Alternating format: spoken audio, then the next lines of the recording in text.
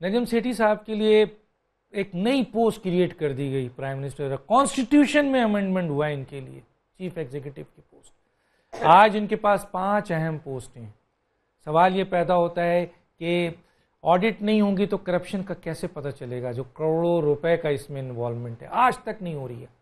फिर जिस तरीके से हुआ कि ऐसे लोगों को जिनके पास डिग्री नहीं है उनको जो है वो ओहदेदार बना दिया गया है। एक नायला भट्टी हैं जिनको डायरेक्टर मार्केटिंग बना दिया गया है। दूसरा ये है कि ये 3 लोग जो कि ऑडिट डिपार्टमेंट के हैं कंपनी के, उनको आपने ओहदा दे दिया है। और जो सवाल ये है कि जी मैच फिक्सिंग में जो लोग इन्वॉल्व हैं, जो खिलाड़ी इन्वॉल्व हैं, उनको आपने एम्बेसडर बना दिया है, उनको आपने जो है वो मैनेजर बना दिया है। ये सारा कुछ अगर होगा तो फिर कैसे होगा? और प्राइम मिनिस्टर की नाक के नीचे ये सारी चीज़ें हो रही हों और प्राइम मिनिस्टर खामोश हों तो बहुत सारे सवाल उठेंगे। क्या कहते हैं इकबाल साहब? एक टीचर को उठा के डायरेक्टर मार्केटिंग, अब क्या एक्सपीरियंस है, ये चीजें, ये सारी चीजें देखते हैं ना। चेयरमैन का क्या एक्सपीरियंस है? मैं वही तो कह रहा हूँ ना। नायला भट्टी पे आप देखें ना, आप ये मुझे बताएं चेयरमैन का क्या एक्सपीरियंस? जका अशरफ साहब जब पहले मेरे सवाल का जवाब दें। चेयरमैन साहब का क्या एक्सपीरियंस है? कुछ भी नहीं। तो उनको चेयरमैन बना दिया, पीसीबी का चेयरमैन बना दिया, चीफ एग्जीक्यूटिव बना दिया, पीएसएल का चेयरमैन बना दिया, अलग कंपनी करने की साजिश हो रही है। जो इनकी क्या एक्सपीरियंस है मुझे बताया ना। जो चेयरमैन है इस वक्त मौजूदा चेयरमैन, वो एक्सपीरियंस आदमी है, उसको दुनिया का सारी चीजों का पता है। पीएसएल के चेयरमैन की बात कर रहा हूं, जो पीएसएल का चेयरमैन, पीएसएल के चेयरमैन को क्या है, उसका क्या एक्सपीरियंस? उसका एक्सपीरियंस ये है कि 5 ओहदे उसके पास है। तो फिर कैसे सारी चीजें प्राइम मिनिस्टर साहब के नजर करम उनके ऊपर, एग्जीक्यूटिव बना दिया। आप देखें ना, पीसीबी के कॉन्स्टिट्यूशन में अमेंडमेंट की जाती है, चीफ एग्जीक्यूटिव क्योंकि चेयरमैन से हटाया गया। सरफराज नवाज जो सवाल उठा रहे हैं, बात वही है कि चेयरमैन से हटाया गया। उन्होंने कहा मुझे चेयरमैन से अच्छा, इससे बड़ी पोस्ट में लेता हूं। तो ये बात ये है कि एक ऐसा करे, चीफ एग्जीक्यूटिव प्राइम मिनिस्टर भी बना दें। ये तो दो अच्छा, ये मुझे पता है नजम सेठी साहब के पास बहुत ताकत है, शहरियार साहब तो चेयरमैन, उनके पास तो और ज्यादा ताकत होगी। नहीं, एक पैसे की उनके पास पावर नहीं है। तो फिर सब किसके अब आप बताएं? सब इनके पास है, सब इनके पास। हाँ, सब इनके पास है। इनके उसके बगैर यानी पैसा बांटे भी ये और उसका ऑडिट भी। बिल्कुल, आप पता कर लें। सुभान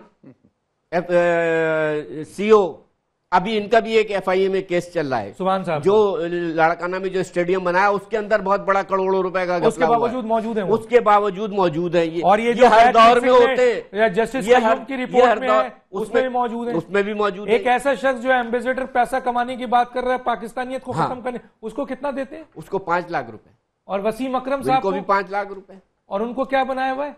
वो भी एम्बेसडर है। उनके जस्टिस कयूम के इसमें क्या था इनके ऊपर? उसके ऊपर इन पे चार्जेस था कि, और बात वही आ जाती है ना डॉक्टर साहब कि चार्जेस, सारी चीजें होने के बावजूद सजा, थोड़ी सजा कम करते। पाकिस्तान का बहुत बड़ा नाम है, तो अगर वहां पे कर देते, ये सारी सजाएं सही कर देते, आज 2010 का 3 प्लेयर भी किसी की जरूरत नहीं होती है काम करता के फिक्सिंग के ऊपर। तो फिर कल खालिद भी डिमांड करेंगे और मैं तो कहता हूं खालिद को भी और शर्जील को भी डिमांड करनी चाहिए।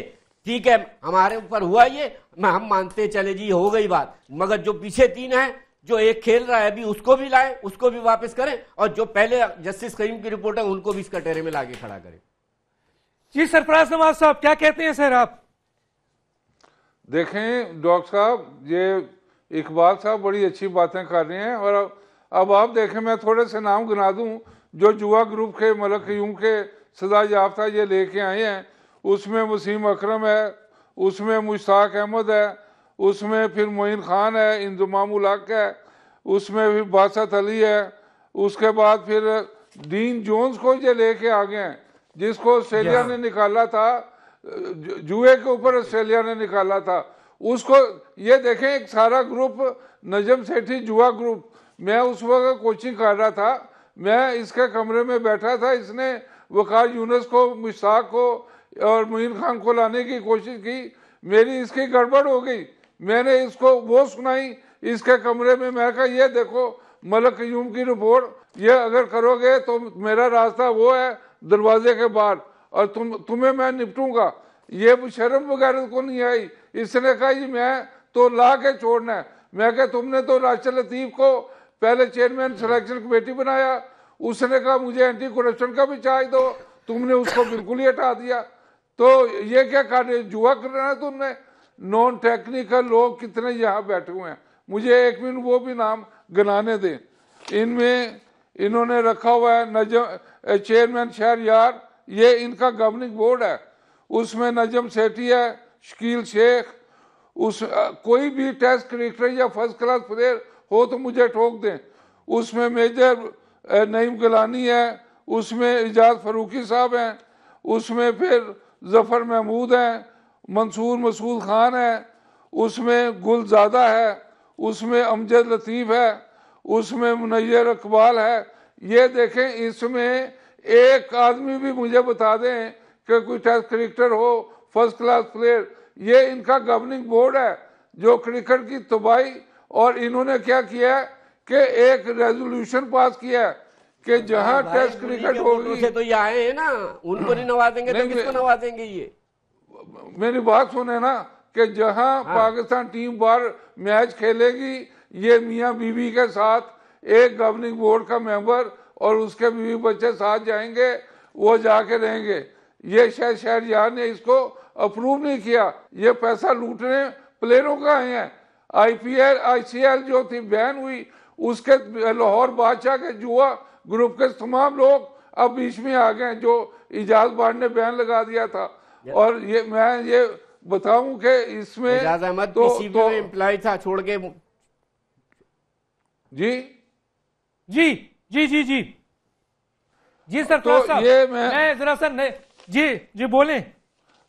अब आप देखें, जुआ ग्रुप के 5-6 आदमियों के नाम साथ में चल रहे थे, एकदम इन्होंने एंटी करप्शन यूनिट जो ICC का है उनसे राब्ते रूबते करके उनको डराया, थ्रेट दी है कि ICC के एंटी करप्शन यूनिट हमारे लिए कुछ नहीं कर रहा।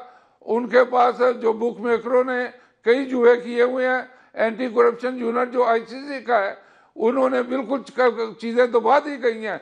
इन्होंने थ्रेट्स किया डेव रिचर्डसन को, जो हंसे क्रोनिया का वाइस कैप्टन था, ये कह के कि आपकी जुए की चीजें भी हमारे पास मौजूद हैं। ये जुआ ग्रुप इन्होंने जो दुबई में आए हुए हैं ना, वो सारे जमा किए हैं वसीम अकरम एंड को ने, और उन्होंने जाके फिर चीजें दिखाई हैं एंटी करप्शन डेव रिचर्डसन को कि तुम वाइस कैप्टन थे, हैंसी क्रोनिया ये जुआ करता था, ये तुम उसको, तुम्हारी सारी मालूमात तुम्हें भी थी, तुमने क्यों नहीं उस वक्त किया? इसलिए मामला थोड़ा ठंडा हो गया, ठंडा मामला हो गया। ब्लैकमेलिंग है, बहुत बड़ी ब्लैकमेलिंग है। मैं जरा नैयर साहब से बात कर लूं। नैयर साहब, आपने अपने खत में कई कॉन्स्पेरेसीज, कई आपने बेकायदगियां दिखाई हैं, बहुत सारी चीजें दिखाई हैं। क्या कहेंगे नैयर साहब, ये जो बेकायदगियां आप दिखा रहे हैं, ये इसके ऊपर कोई एक्शन नहीं हो रहा है?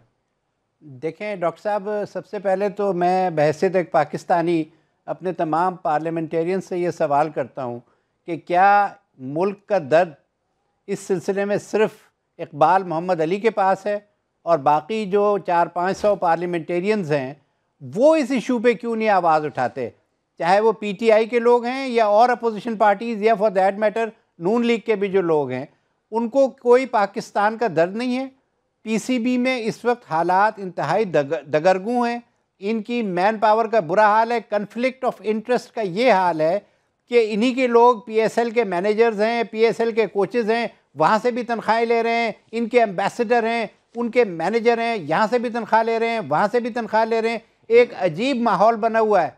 इसमें कन्फ्लिक्ट ऑफ इंटरेस्ट दुनिया में बहुत बड़ी बात होती है, बल्कि हमारे जो वज़ीर आज़म और जो बड़े ओहदों के लोग हैं उनके ऊपर तो जो हलफ लेते हैं तो वहाँ पर कन्फ्लिक्ट ऑफ इंटरेस्ट का जिक्र होता है कि जी मैं एक मफाद को दूसरे मफाद से टकराने नहीं दूंगा।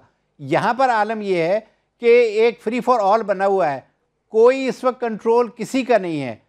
हर आदमी अपनी मर्ज़ी से PCB को एक तरह से समझ लें कि आप भंबोड़ रहा है। PCB में कोई आदमी जो है मुल्क के लिए काम करने को इस वक्त नज़र नहीं आ रहा। इन्होंने पहले PSL जो किया, इनको पता था कि वहाँ पर सारा का सारा दुबई में मामला ख़राब होता है। ज़का अशरफ के पास ये ऑप्शन थी कि वो दुबई में मैच कर सकते थे। उन्होंने कहा अगर पाकिस्तान में नहीं होता तो मैं पाकिस्तान से बाहर नहीं ले जाऊँगा। मुझे ये बताएं कि तकरीबन 2 अरब रुपए की इनकम होती है PSL से, फर्स्ट से, और उसमें ख़र्चे वगैरह डाल के और हर चीज़ पेमेंट्स निकाल के PCB को मिलते हैं 4 करोड़ रुपए जिसपे टैक्स देना है वो नेट 3 करोड़ रुपए रह जाएंगे। अगर पीसीबी को 3 करोड़ मिलने हैं, आप 3 करोड़ का अंदाज़ा इससे लगाइए डॉक्टर साहब कि 4 करोड़ का इन्होंने तो पीएसएल का लाहौर में एक डिनर कर दिया था। इनके लिए ये 3-4 करोड़ क्या चीज़ है। पीसीबी को मेन रकम मिलनी चाहिए, पीसीबी को मेजर शेयर मिलना चाहिए। सारी मैन पावर पीसीबी की है और सारा कुछ जो है वो पीसीबी से बाहर चला गया। हमें तो नहीं समझ आ रही कि इसमें हो क्या रहा है, और फिर भी कह रहे हैं जी फ्रेंचाइज का लॉस है, तो प्रॉफिट किसका हुआ फिर? ये सारी अरबों के हिसाब से जो रकम आई है मीडिया से, और ऑडिट भी नहीं हो रहा है सर, ऑडिट भी नहीं हो रहा है सर। ऑडिट जो हो रहा है उसकी रिपोर्ट नहीं दी जा रही है। इसीलिए मैंने वजीर आजम को खास तौर पे लिखा है कि बराए मेहरबानी जो कुछ भी नहीं अगर करना, तो जो पीएसएल को इन्होंने फ्रेंचाइजेस को 65 से 70-80 करोड़ रुपया दिया है, उसका इन्होंने ऑडिट नहीं किया और ऐसे ही रकम उनके हवाले कर दी। उसका तो ऑडिट कर लें।